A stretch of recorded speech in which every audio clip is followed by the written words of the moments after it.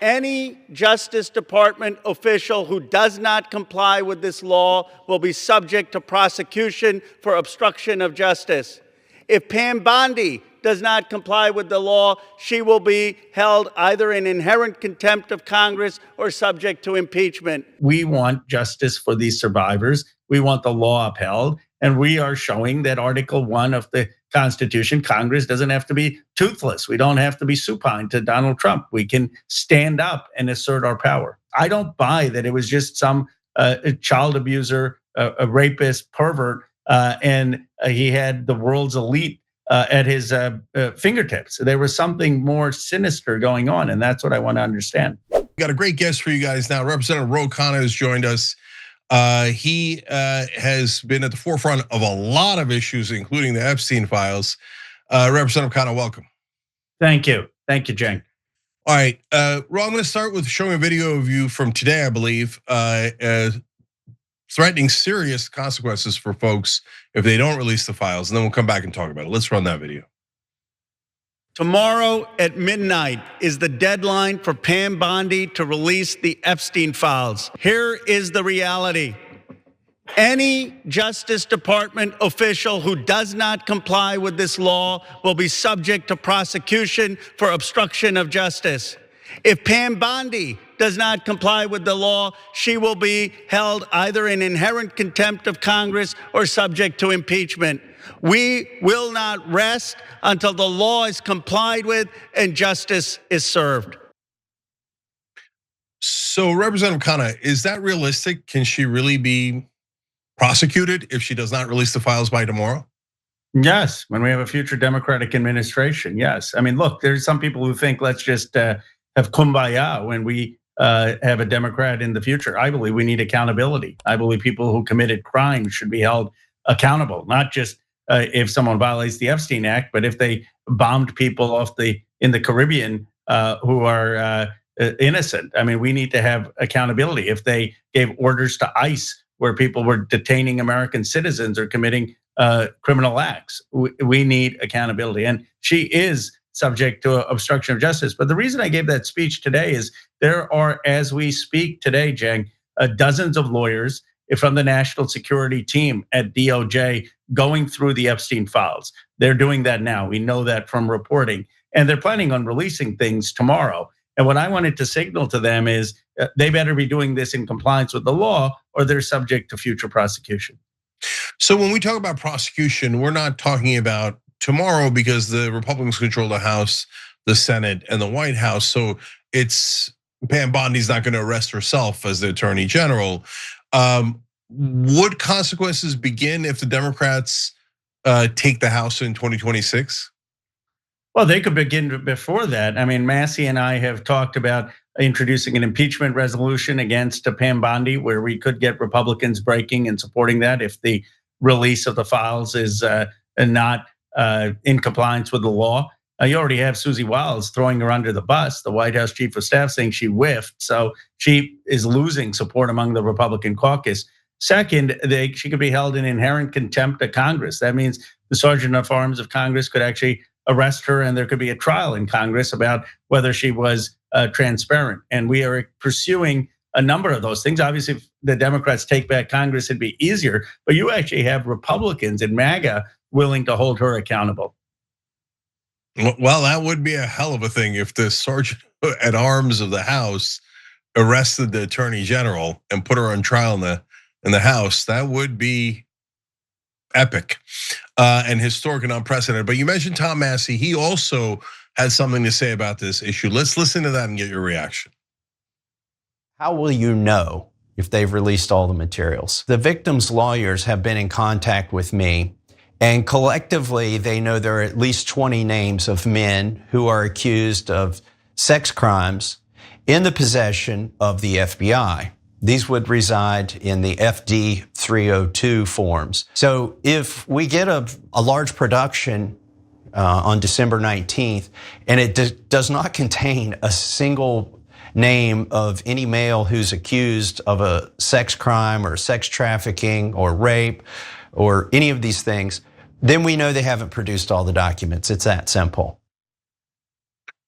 So Representative Khanna, this is a second issue. So there's the issue of what if they don't turn them over, which is what we just discussed. But what if they turn them over and they don't really have the materials they're supposed to have in there? At that point, what can you guys do? Well, first of all, for what Thomas Massie said is we will know if that's the case because there are lawyers of the survivors who've seen the files. They would say there's stuff in there that they haven't gotten out. Second, we would call the survivors back to the Capitol. I mean, they've had to come twice to have them tell the story about what things are still out there and have the survivors' lawyers say what needs to be still out there. After that, look, the same remedies apply. You could have any citizen actually withstanding sue the Justice Department. That could be survivors, that could be journalists suing for the release of documents. Those people would still be not in compliance with the law, so they could be subject to future prosecution if it was done willfully in terms of concealment.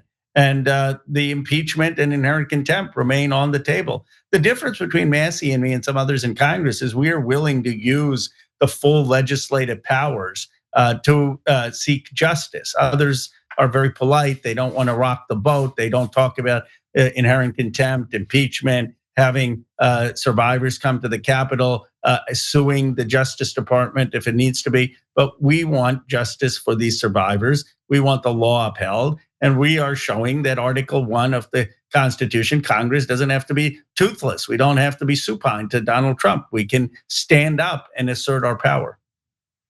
Yeah, so I want to talk about why there's it appears to be only 3 members of Congress right now, but out of 535 or 435 in the House. But I'm going to come back to that in a second. So Massie there talked about 20 people that apparently the victims know committed sex crimes, right? Now, earlier in this administration, Bondi, the Justice Department, put out a statement saying that there was no one they were going to prosecute. There was no one who did anything else wrong. They already said that. So they'd have to now say we were lying or we were mistaken, and here are the 20 people who should be charged. I would be a little shocked if they said that, but it's obvious that they're covering things up. I mean, everybody knows this now. This is not even debated anymore. The right wing agrees with the left wing and the middle wing and every other kind of wing that they're obviously covering this up. So I don't think that there are individuals that are powerful enough, no matter how wealthy they are, that could get the entire United States government, the Republican Party and the Democratic Party, no matter who's president, to bury this thing. So do you have a theory on who would be powerful enough to have kept all of this hidden for about 2 decades? No, I mean, the release of the files may help us figure that out. But look, there were a lot of rich and powerful people who were involved. I mean, people who somehow got Jeffrey Epstein, a former school teacher, to be worth $500 million. Not $500 million in today's money, but $500 million back in the 1990s and 2000s. Well, that would be the equivalent of being worth billions of dollars today.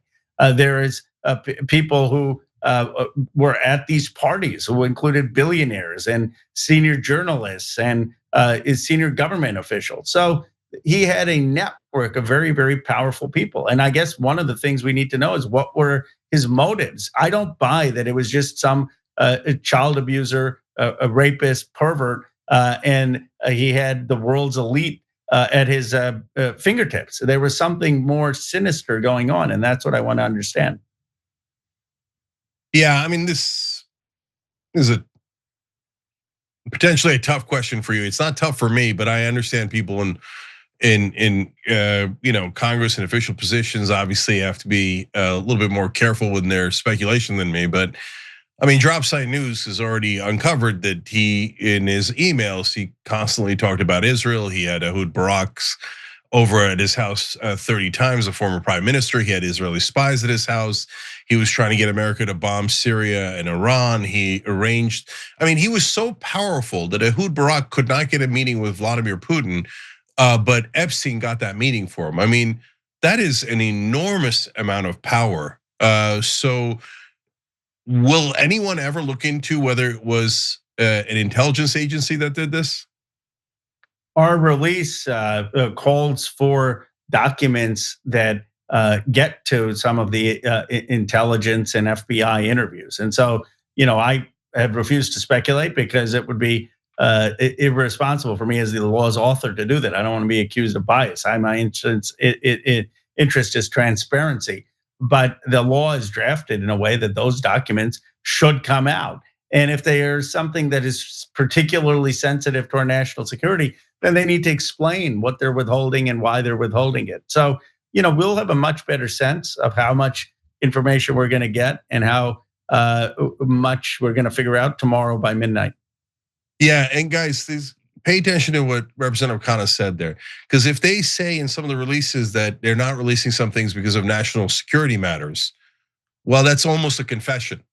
So that would be a huge thing to note in the records. So let's see what happens. Okay, now to the political side of this, Representative Khanna, we now have a political spectrum that is all jumbled, right? We've got you and Tom Massie and then later Marjorie Taylor Greene working super effectively. Almost the three of you, I don't know if you want to give credit to others that were part of it at some point, but it certainly in the beginning, you and Massie started this, seemed to have swung the entire Congress and Trump just because you tried. But that leads me to ask the question, why don't other Republicans and Democrats ever try? Well, it looks like we've started a trend. You now have 50, 60 discharge petitions. So I think we've woken up Congress. Discharge petitions on extending the Affordable Care Act tax credits, discharge petitions on banning stock trading, discharge petitions on standing up for workers' rights. I mean, literally everyone has suddenly said, oh, okay, we don't have to just sit here and listen to the president and Mike Johnson dictate what we do. We were actually elected to represent people and to be an independent governing body. And so Massie and I did something that has literally changed Congress. I mean, changed Congress not just in terms of dismantling MAGA and standing up to Trump. I think it's changed Congress forever. I think you've now got ordinary members unafraid of leadership. Do you think the political spectrum is getting jumbled so that sometimes your most effective partner is a Republican like Massie because of the funding, that whether you're on the right or the left, if you don't take corporate PAC money or foreign government money, that frees you up to actually represent the voters? I think there are unusual alliances that are being formed. I mean, certainly on matters of war and peace. I mean, Thomas Massie and I are strongly aligned, for example, against the bombing in the Caribbean and against a regime change war in Venezuela. And there we have more in common than some of the people I serve on who are Democrats on the Armed Services Committee. And so the reality is that when it comes to ending endless wars, when it comes to standing up against PAC money and lobbyist money, when it comes to reforming some of the corruption in government, you can have the left and the right stand up against the status quo that has failed people. And when it comes to more competition within our parties, calling out the old guard, saying you need primary challenges in terms of nothing is wrong with that. All of that is a sense of, I would say, populist energy, people feeling that their political and economic voice has been stolen, that they want to take back control of government. And that is a populism on both the left and the right. Now, I think the Democratic populism isn't just for tax breaks for the billionaires, and it's for Medicare for all and $10 a day childcare and stopping Wall Street from buying single family homes, and is more aspirational. But there is a populism on both sides.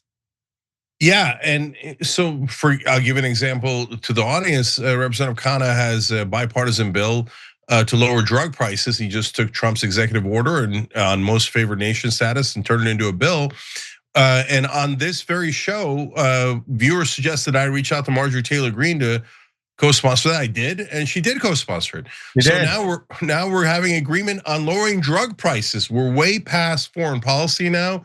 We're getting to core agreements on economic issues among populists. It's just remarkable. I've never seen it in 30 years of covering politics.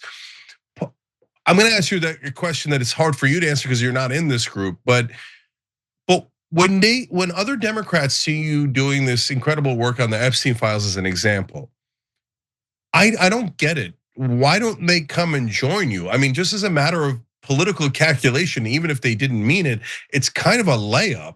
why aren't more people taking that layup?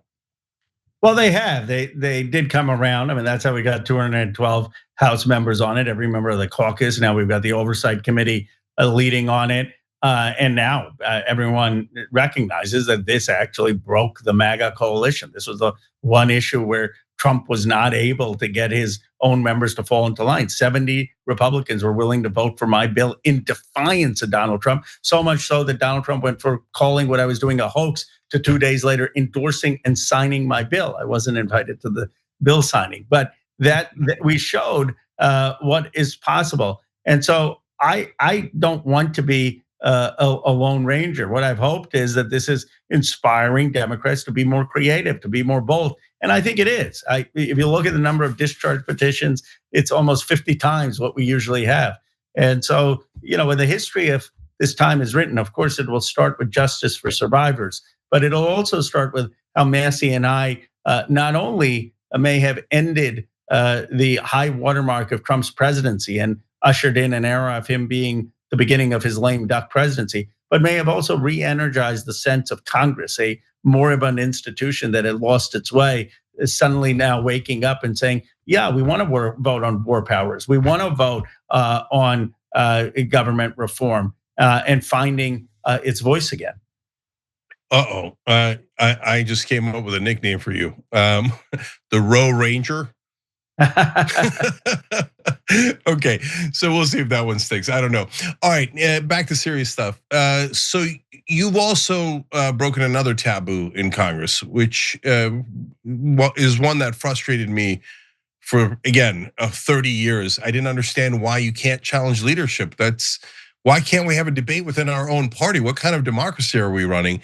So you've called for Chuck Schumer to step down. In the past, that would have been considered heresy of the highest order. How has it been received now? I have got to tell you, I've gotten 80-90% praise for that. In fact, one very senior person in the party said, anyone who wants to lead this party in the future, well, they're all going to come around to your position. You got to run against this old guard in the party, and you just got there first. It's mind-boggling to me because it was very different when I endorsed Bernie Sanders in 2016, when I co-chaired Bernie Sanders' campaign in 2020. Then I was seen as a pariah, ostracized. Now I think people are saying, you know what, that kind of guy, he's actually right. I mean, we need to be different. We can't just run the status quo. We need new leadership. We need to understand that we need a more populist message. We can't just be a status quo corporate Democrats.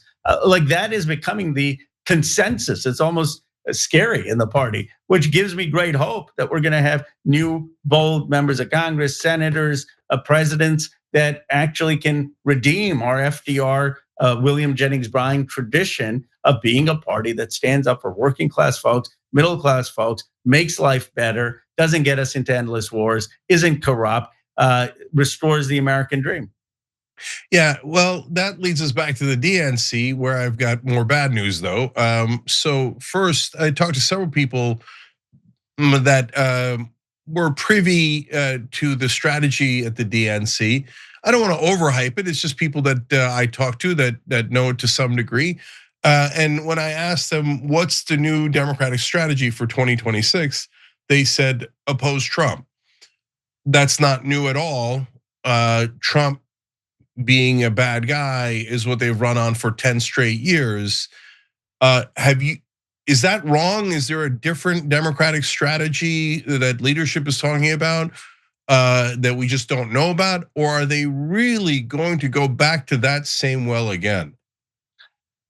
Well, I do think affordability has become part of the mantra. Now we need to have concrete policies on it, and whether that's breaking up monopolies with meat packers, whether it's figuring out how not to have food tariffs, whether it's making sure data centers are paying for their electricity instead of sticking local communities with bills, Medicare for all, childcare $10 a day. You need real substance behind affordability. But I do think that there is that positive agenda. The other thing is, when you're the party out of power, the anti-Trump stuff actually works because Trump is so awful in terms of what he's doing to families and his irrationality on the economy. The problem becomes if you just run on that, then you can't really build a governing majority, and you're going to lose power even if you get it for 2 years. And so my hope is that we realize that we've got to really have a bold populist agenda, that things like paid family leave, things like a living wage, things like Medicare for all, things like $10 a day childcare, a tax on billionaires, that can give us a runway. So it's not just, okay, we didn't like what Trump's doing, we'll give these Democrats a shot, and then, oh gosh, they're not making our life better. And then you get the rise of a virulent Republican comeback. It's just not sustainable. Yeah, I mean, I feel like Democratic leadership just doesn't listen. Like, we all know Trump is bad. That's not the point. We're not disagreeing with that.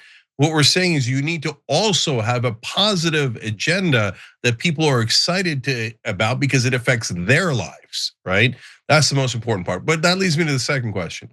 So the DNC apparently did an autopsy for what went wrong in 2024, and today they announced that they're going to bury it and they're not going to publish it, talk about it, etc., because they're quote unquote winning already in their minds. Now, at the same time, there's a poll out right now saying the Democratic approval rating for the party overall is at -55. So I just don't get it. And you're closer to that bubble than I am. So does Democratic leadership think they nailed this and that the country now loves Democrats? Do they not understand? Yeah, people are disgruntled with Trump, but they're also disgruntled with Democrats, and you need to figure out not just what went wrong, but what's still wrong today at a -55 approval rating. Look, obviously we need to figure out what went wrong, but the reason I'm not all worked up about the DNC report, and they should release it, is just I don't think we're going to get there by talking to the consultants that they talk to anyway. I think we'd be better spent talking to people like you, people in the communities, podcasters, folks who are grassroots organizers. So, do I really want to read a report that a bunch of Democratic consultants who've run these campaigns in the past have said was a problem? Probably not. I mean, fine, release it, but that's not where the new strategy or energy is going to come from. Yeah, that's fair enough. I mean, I don't know a category of professionals that have been bigger failures, unfortunately, than Democratic consultants.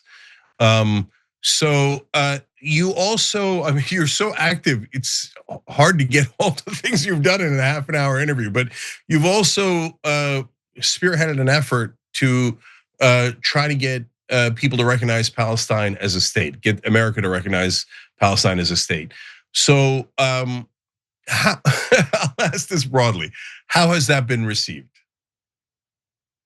Not well, but better than it would have years past. Look, the Democratic Party has a question that we have to ask is, are we gonna be the status quo policy party when it comes to the Middle East? Or are we gonna listen to our base and say that we should not be giving military sales to Netanyahu to kill civilians in Gaza? That's Delia Ramirez's No Bombs Act that I've co-sponsored. That we should recognize, as the UN has, that what took place by the Israeli government was a genocide. And that is Rashida Tlaib's bill, which has 21 co-sponsors, including me. And then we should recognize a Palestinian state to live side by side with a secure Israel. And I led that effort. And my view is those are the three building blocks that many Democrats support. The irony is all the big names in our party don't support most of those three building blocks. And there's never been a bigger disconnect between our leadership of our party, the faces of the party, and the grassroots. And of course, it's a matter of principle for me. I said where I stand, and I think it's going to be an issue that people care about in these Democratic primaries. So well over 90% of Democratic voters want to recognize Palestine as a state. It's not a controversial position. It's only controversial in Washington. So how many people have signed on to that? Is it a bill or a letter?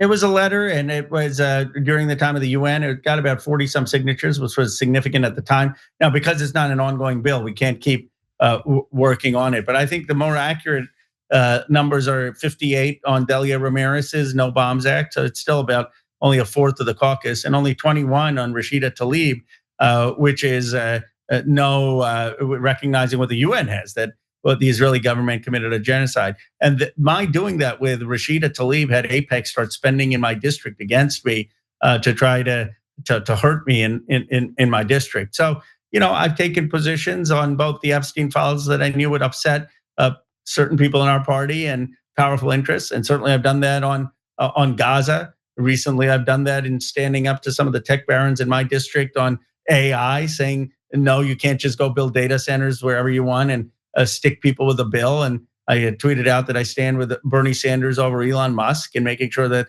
this AI revolution works for workers and doesn't just eliminate jobs. And so, I have a fair amount of people who are opposed to me, who don't like the grassroots coalition that I'm building. But at the same time, it's earned me, I think, what is the most important, perhaps, quality today in politics, which is some trust. Not a lot of trust, but some trust, because you're a politician still. Some trust from people saying, okay, maybe this guy's actually going to do the right thing. Maybe he's actually going to take some stands and risk his own career for fighting for what's right. And I really think that is the most precious commodity right now for anyone in public life.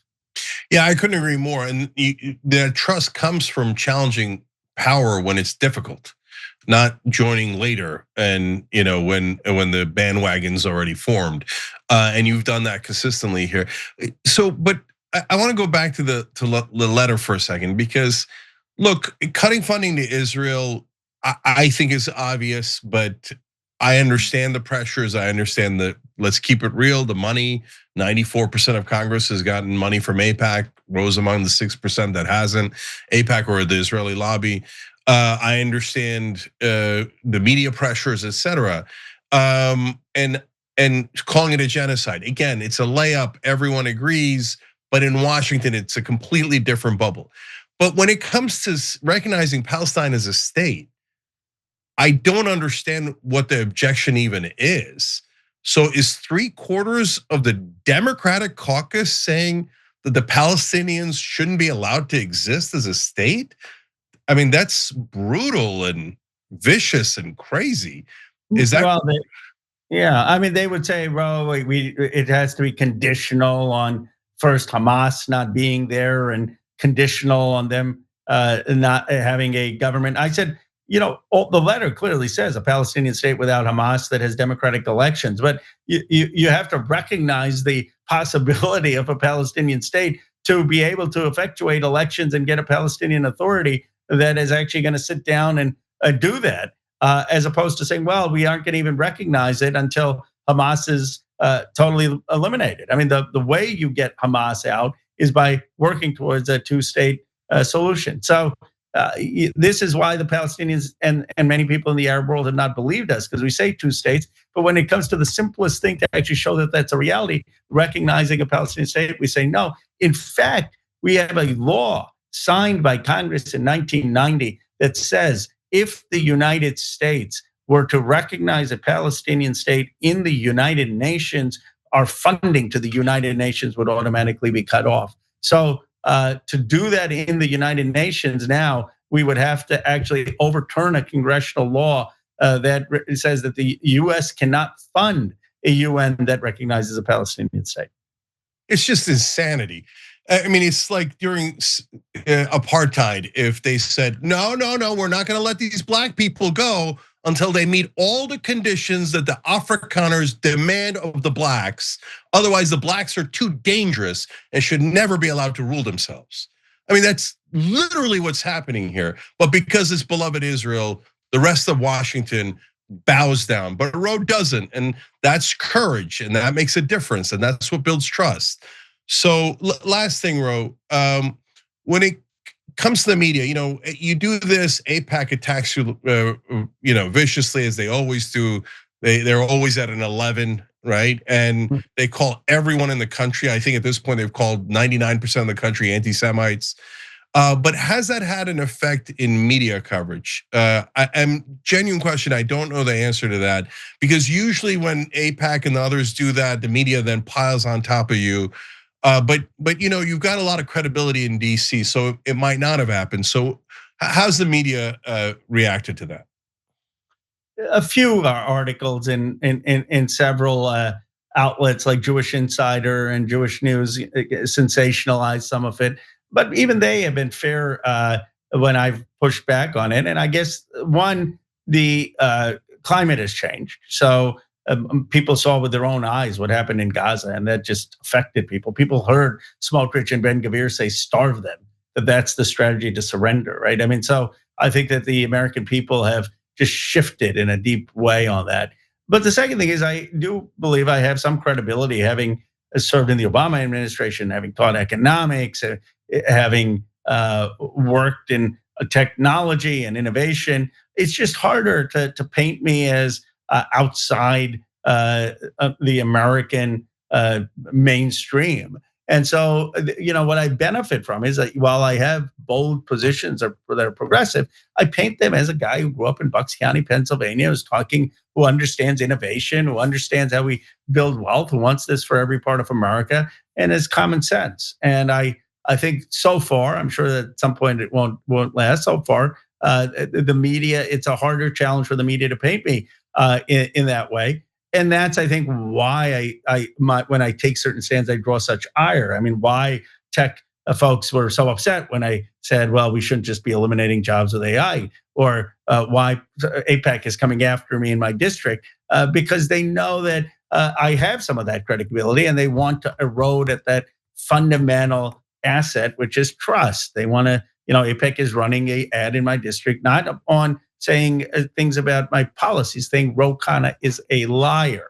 And so they are going at my core character because they understand that I built some trust with the work I've done.